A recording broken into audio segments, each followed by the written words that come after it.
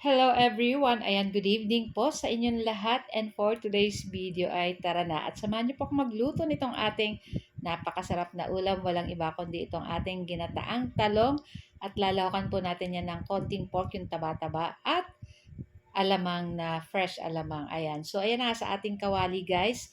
Naglagay lang ko ng mantika at nilagay na natin dyan yung ating pork. So, marami po yung taba. Papakrispihin lang po natin iyan. So, naglagay lang ko ng konting asin. Ayan. Tapos, tatakpan lang po natin iyan. At syempre, magtatalamsik pa po yan.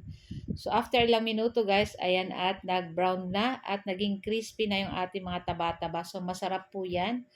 At ayan, magisa na po tayo nitong ating luya. Ayan, pampabango yung ating luya at masarap po yan dito sa ating ginataang talong.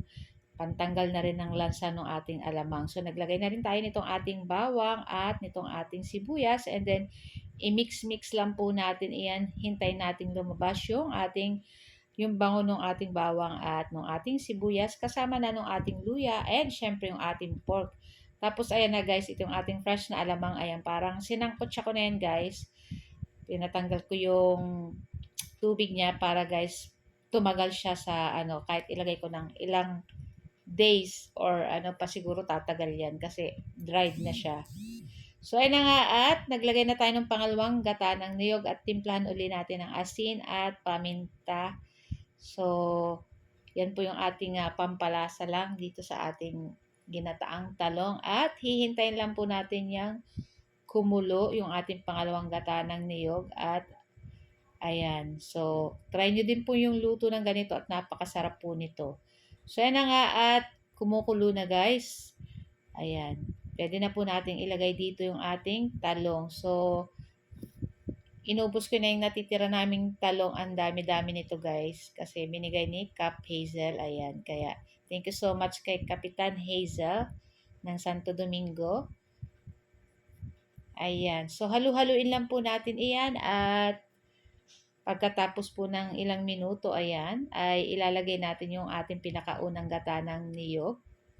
Yan, perfect talaga to guys at naglalapot-lapot yung gata nito guys. So, lulutuin lang po natin iyan ng ilang minuto pa guys.